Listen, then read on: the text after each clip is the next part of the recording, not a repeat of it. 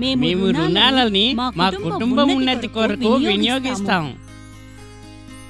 మేము రుణాలని మా కుటుంబ ఉన్నతి కొరకు వినియోగిస్తాము. మేము రుణం వాయిదాలని సమయానికి చెల్లిస్తాం. మేము రుణం వాయిదాలని సమయానికి చెల్లిస్తాం. మేము యోగ్యమైన ఆదాని చేస్తాము. మేము యోగ్యమైన ఆదాని చేస్తాము. మేము మా పిల్లలకు ఉత్తమ శిక్షణను ఇస్తాము. మేము మా పిల్లలకు ఉత్తమ శిక్షణ ఇస్తాము.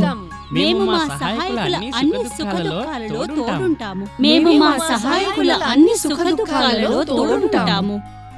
మేము మా కంపెనీలో చక్కటి సంబంధాన్ని నెలకొల్పుతాము.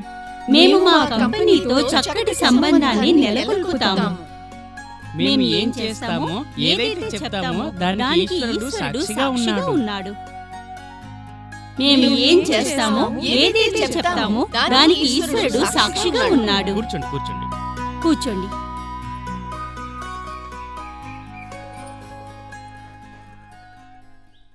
మీ అందరికీ ఈ విషయం చెబుతుంటే సంతోషంగా ఉంది. అదేమిటంటే మనతో మాట్లాడడానికి మన కంపెనీ జోనల్ మేనేజర్ గారు ప్రీతి మేడం వచ్చారు. నేను లక్ష్మీ మేడంని అభ్యర్థిస్తున్నాను వారికి ప్రీతి మేడంకి పువ్వులిచ్చి స్వాగతించమని.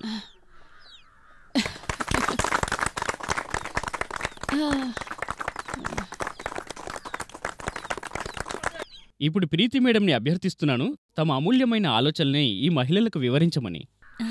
ధన్యవాదాలు సురేష్ గారు. నేను ముందుగా మీ అందరికీ నా అభినందనలు తెలుపుతున్నాను. మీ అందరూ మీ వ్యాపారాన్ని ఎలా పెంచుకున్నారో ఇంకా పరివారం ఉన్నతికి మీరు చేస్తున్న కృషిని చూశాక నాకు చాలా సంతోషంగా ఉంది. ఇదే విధంగా మీరు కంపెనీ నుండి తీసుకున్న రుణాన్ని కూడా ఎంతో నిజాయితీతో చెల్లించడం చూశాక నాకు చాలా సంతోషంగా ఉంది. బహుశా మైక్రో క్రెడిట్ మీకు మంచి లాభదాయకంగా ఉన్నట్లుంది. ఏం లక్ష్మక్క, లాభదాయకంగా ఉందా? చాలా లాభదాయకంగా ఉంది. మునుపు పని కోసం డబ్బు అవసరం అయితే ఇక్కడ అక్కడ అడిగి ఇబ్బంది పడేవాళ్ళం. అవును మరింకేంటి, ఇప్పుడు చూడండి బ్యాంకు సులువుగా రుణం ఇస్తుందా ఏమిటి? షావుకారు నుండి తీసుకున్న రుణం ఎక్కువ ఖరీదుంటుంది. ఇలాంటి ఇబ్బందుల్లో ఇరుక్కుపోయి ఉన్నాం మేము. అయితే మీ ఫైనాన్స్ కంపెనీ ఇంట్లో కూర్చునే రుణం ఇచ్చేసింది. ఇప్పుడు ఎంతో లాభంగా ఉంది మాకు. ఏమంటారు మీరు చెప్పండి. అవును మేడం, లక్ష్మి సరిగ్గా చెప్తుంది. ఇది విన్నాక చాలా సంతోషంగా ఉంది. ఇంకా ఎన్నో చోట్ల కొన్ని దుర్ఘటనలు కూడా జరిగాయి. ఈ సౌకర్యాన్ని దుర్వినియోగం చేయడం జరిగింది. దాంతో కంపెనీకి నష్టం జరిగింది. ఇంకా ఎంతోమంది మహిళలకు నష్టం జరిగింది. మేడం, మీరా రామ్నగర్లోని అంబే గ్రామానికి జరిగిన దాని గురించే మాట్లాడుతున్నారు కదూ? అవునండి, సరిగ్గా చెప్పారు. అక్కడ ఏమైంది మేడం? అంబే గ్రామంలో ఒక ఫ్యామిలీ ఉంది. జందాడి మన్మడ్, అతని భార్య సుశీల, బాబు పాప ఉంటారీ జందాడి పరివారంలో. ఓ రోజు మాధవ్ గారు, ఓ మాధవ్ గారు, ఇంట్లో ఉన్నారా? ఎవరు చూడు.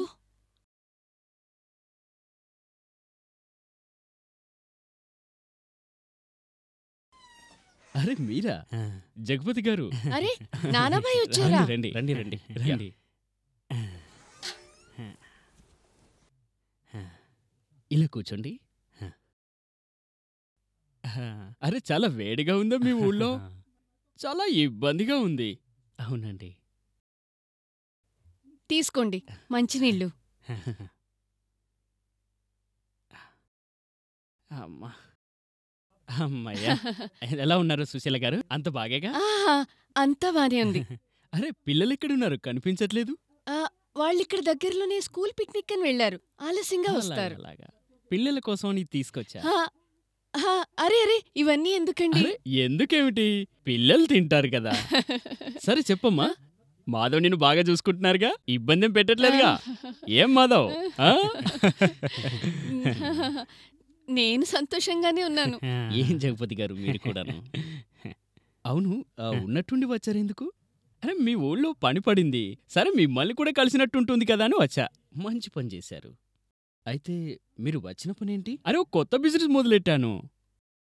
ఏం బిజినెస్? బట్టల వ్యాపారం. అందుకే మీ ఊరు వచ్చాను మరి. బావోయ్, బట్టల వ్యాపారమా? అరేవా, మీరు చాలా పెద్ద పని చేపట్టారు మరి. అరే చిన్న చిన్న వ్యాపారాలు చేసి అలసిపోయాను. అప్పుడు ఆలోచించా, ఇంకో కొత్త వ్యాపారం చేయాలని. ఇదిగో టీ తీసుకోండి. కానీ ఓ మాట చెప్పండి, బిజినెస్ చేయాలంటే డబ్బు చాలా అవసరం కదా. అంతేగా సుశీల గారు, బిజినెస్ చేయాలంటే మరి ఎక్కువ డబ్బులు కావాలిగా మరి. ఏమంటారు మాధవ్ గారు? ఈ మాట నిజమే. అందుకే మీ దగ్గరకొచ్చా. నా దగ్గరికా? భలేవారండి మీరు. నేను సాయం చేయగలనా? అరే నువ్వు కాదు, సుశీల వదిన గారు. నేనా? ఏంటయ్యా, నేనే అందరిళ్లలో పాచి పనులు చేస్తూ ఉంటాను. నాకేం తెలుసు ఈ బిజినెస్ గురించి? అరే నేను నిన్ను బిజినెస్ చేయమని అనట్లేదుగా. నాకు మీ నుండి డబ్బు సాయం కావాలి అంతే. అది కూడా కొద్ది రోజుల కొరకు మాత్రమే. డబ్బు సాయమా? ఎంత డబ్బు కావాలి? కేవలం 1 లక్ష రూపాయలే. 1 లక్ష? అరే జగపతి గారు, 1 లక్ష రూపాయలు కాదు కదా, 1 లక్ష పైసలు కూడా లేవు ఇంట్లో. ఎలాగోలా సంసారాన్ని నెట్టుకొస్తున్నాం అంతే. అరే ఆ విషయం నాకు తెలుసు, కానీ నా దగ్గర ఓ ఐడియా ఉంది. దీనివల్ల మీకు డబ్బు దొరుకుతుంది, ఇంకా మీకు లాభమే. ఎలాంటి ఐడియా? నీకు తెలిసే ఉండాలే, ఫైనాన్స్ కంపెనీ తరపు నుండి ఇప్పుడు రుణాలు దొరుకుతున్నాయి. తెలుసు, మా దగ్గరికి కూడా 4-5 ఫైనాన్స్ కంపెనీ వాళ్ళు వస్తూ ఉంటారు. మరి ఇంకే, మీరు కూడా 4 మహిళల్ని చేరదీశారంటే మీకు కూడా డబ్బు దొరుకుతుంది. కానీ మాకు రుణం తీసుకోవాల్సిన పనే లేదు. మిమ్మల్ని తీసుకోమని ఎవరన్నారు? మీరంతా కలిసి దళంగా ఏర్పడండి. ఓసారి డబ్బు దొరికిందంటే ఇక నాకివ్వండి. వాయిదాలు ఎవరు కడతారు? అరే ఏం మాట్లాడుతున్నావు? నేను కడతానుగా. అంటే పేరు మాది, రుణం మొత్తం తీసుకునేది మీరు, తీర్చేది కూడా మీరే. ఇదేనా మీరు చెప్పేది? సరిగ్గా అర్థం చేసుకున్నారమ్మా. చూసారా మాధవ్ గారు, మీకంటే ఎక్కువ అమ్మాయి మెదడు పనిచేస్తుంది. అంతేకాదమ్మా, మీరు చేసిన ఈ సాయానికి నేను మీకు 2000 రూపాయలు ఇస్తాను. 2000 రూపాయలా? ఏ తక్కువ అనిపిస్తుందా? సరేలే కానివ్వండి, 3000 రూపాయలు తీసుకోండి. అంతేకాదమ్మా, మిగతా మహిళలకు కూడా 1000 రూపాయలు ఇస్తాను. సంతోషంగా ఉండండి హాయిగా. జగపతి గారు, అది సరిగాని ఇందులో మేమిరుకోం కదా. అరే మీకు పిచ్చి పట్టిందా ఏమిటి? ఇందులో ఇబ్బందులే గనక ఉంటే బంగారం లాంటి అమ్మాయిని ఇందులో ఇరికిస్తానా ఏమిటి? అరే నాపై ఇంత కూడా నమ్మకం లేదా? అదేం లేదు, మీపై మాకు పూర్తి నమ్మకం ఉంది. మరి ఇంకే, కానీ ఆలోచించడానికి కాస్త సమయం ఇవ్వండి. నేను కూడా ఆడవాళ్లతో మాట్లాడాలి కదా, వాళ్ళని అడగకుండా మీతో సరే అని ఎలా చెప్పగలను? అరే ఏంటమ్మా, నువ్వు చెబితే చాలు ఆకాశం నుండి దేవతలు కూడా దిగి వస్తారు. ఈ ఆడవాళ్ళెంత? అదేగాక ఇక్కడున్న ఆడవాళ్ళంతా మీ మాటని కాదనరు, నాకు తెలుసా విషయం. అయినా కొంచెం సమయం కావాలి కదా. సరే ఓ పని చేద్దాం. ఈరోజు 28వ తారీఖు, నేను 1వ తారీఖు నాడు ఓన్లీ వస్తా. అప్పటికి మీరంతా ఓ నిర్ణయానికి రండి, సరేనా? మాధవ్, ఈసారి నాకు సాయం చేయి మిత్రమా. ఈ బిజినెస్ వృద్ధి అవుతే నిన్ను 20% పార్ట్నర్ని చేస్తాను. సరే జగపతి గారు, మేము ఆలోచించుకొని అరే మీరు భోంచేసి వెళ్ళండి. అవునండి, బయట చాలా పనులున్నాయి. మరి కొత్త వ్యాపారం మొదలెట్టానుగా, అస్సలు తీరికే లేదు. మరి మళ్ళీ వస్తానుగా, అప్పుడు భోజనం చేస్తాను. ఏవండి, ఆ దళం పని మాత్రం తొందరగా చేసేయండి.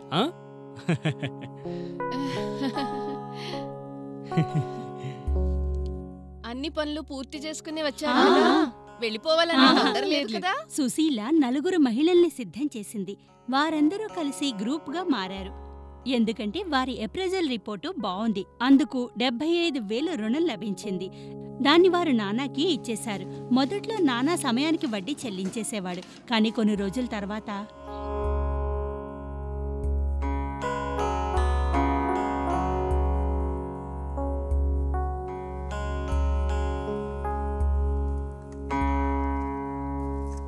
ఏమయ్యా, నేనేమంటున్నానంటే నానాభాయ్ ఇంకా రాలేదు. రేపు వడ్డీ చెల్లించాలి కదా. అరే వస్తాడులే, బిజినెస్లో ఏమంత తేడాలుంటాయిలే. నువ్వు కంగారు పడకు. ఇంకో రొట్టివు. అరే ఆయన ఒకవేళ రాకపోతే మనం డబ్బు ఎలా కట్టగలం? అలా ఎలా రారు? ఇప్పటి వరకు ఇచ్చిన మాట ఎప్పుడైనా తప్పారా? గత 3 నెలలుగా వాయిదాల సమయానికి చెల్లిస్తున్నారు గదా. కట్టారు. అయినా ఈసారి చాలా ఆలస్యం అయింది. అందుకే నాకు కంగారుగా ఉంది. నేనేమంటున్నాను, ఒకసారి మీరు ఆయనకి ఫోన్ చెయ్యొచ్చు కదా. మీ ఆడవాళ్ళు కూడా కారణం లేకుండానే కంగారు పడతారు. సరే, అన్నం తిని ఫోన్ చేస్తాను. ఇప్పుడే చేయనా ఏమే? అరే నా ఉద్దేశం అది కాదు. నిదానంగానే తినండి. ఆ తర్వాతే ఫోన్ చేయండి. హా? ఆహా, సరే సరే సరే సరే పెట్టేస్తున్నాను. ఏమైంది? నేను చెప్పింది అదే అయింది. బిజినెస్ పని మీద జగపతి ఊరెళ్ళారు. అక్కడే ఇరుక్కుపోయారు. రేపటి వరకు వచ్చేస్తారు కదా? లేదు అంటున్నారు, 3-4 రోజులు పడుతుందని. 3-4 రోజులా? మ్మ్. మరి రేపు డబ్బు ఎవరు కడతారు? నువ్వు ఏదైనా చెయ్యు. మీ దళం మహిళలతో మాట్లాడు, వాళ్ళకి వివరించు. జగపతి 3-4 రోజులు వచ్చేస్తారని, వాయిదాలు చెల్లేస్తారు. సరే మరి ఏదో ఒకటి చెయ్యాలిగా. ఇంకా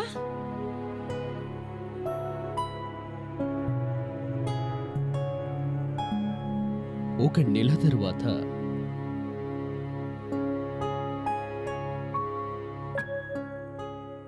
అరే, మ్మ్. ఆ నానాభాయ్తో మాట్లాడావా లేదా? అరే 2-3 రోజుల నుండి ఫోన్ చేస్తున్నాను, కానీ దొరకట్లేదు. అయినా 3 రోజులుందిగా వాయిదాలు కట్టడానికి. చూడండి, మీరింకోసారి ప్రయత్నించి చూడరాదు? సరే సరే సరే.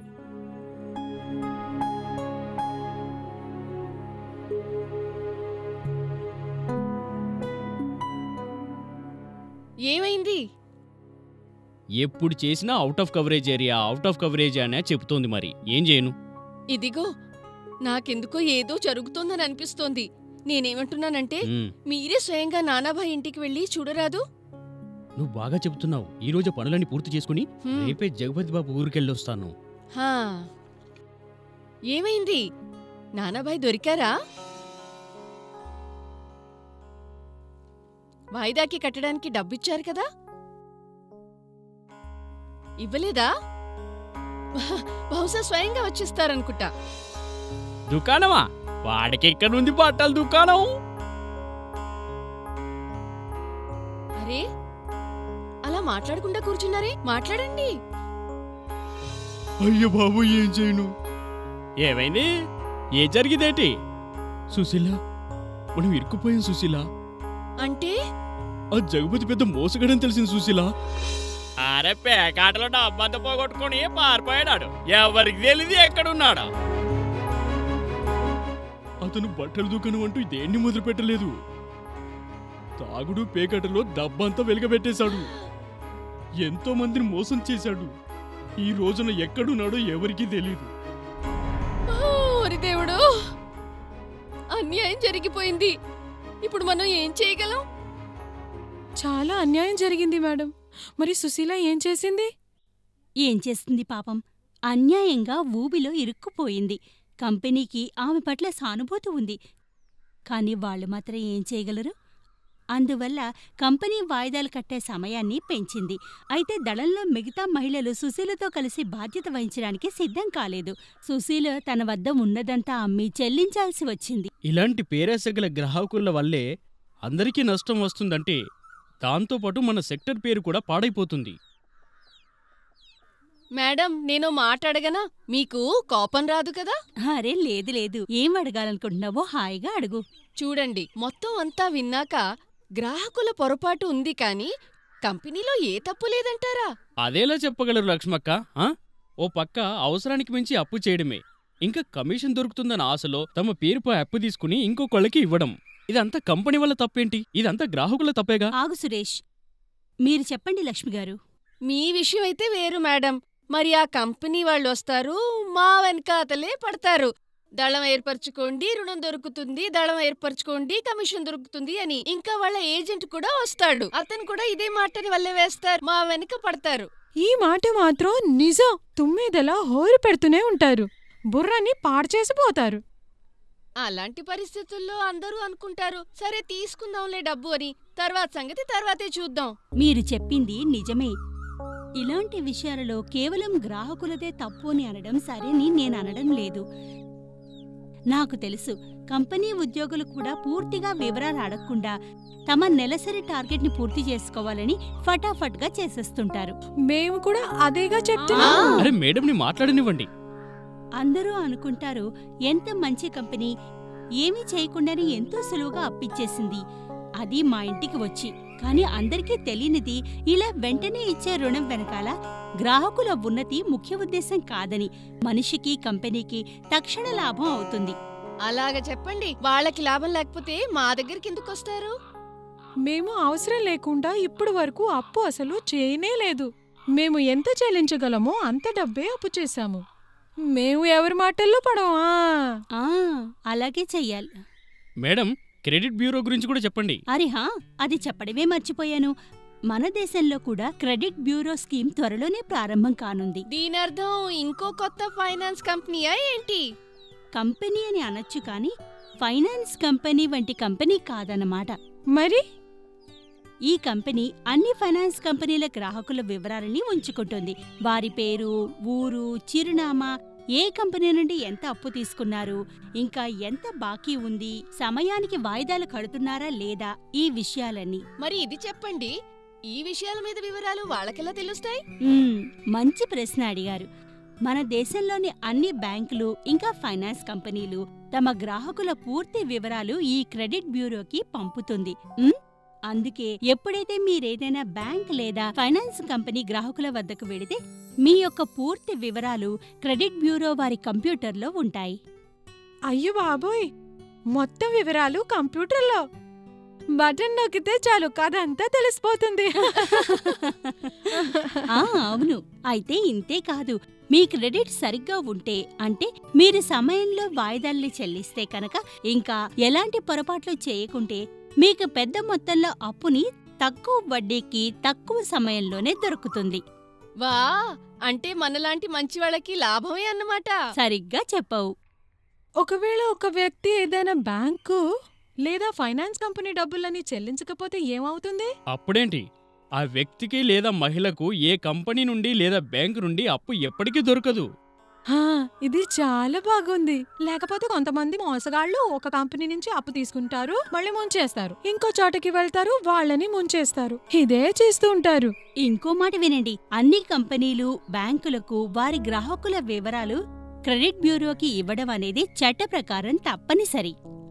ఇది చాలా బాగుంది. ఇంకేం పొరపాట్లు జరగవు. అలా జరగకూడదు కూడా.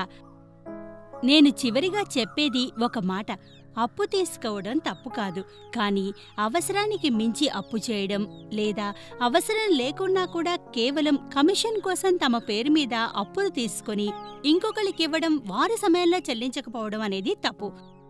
ఇదే విధంగా ఏ కంపెనీలైతే కేవలం మీ లాభం గురించి మాట్లాడి మీకు చౌకగా అప్పు ఇస్తామన్న ఆశ చూపిన కంపెనీల నుండి మీరు జాగ్రత్తగా ఉండండి.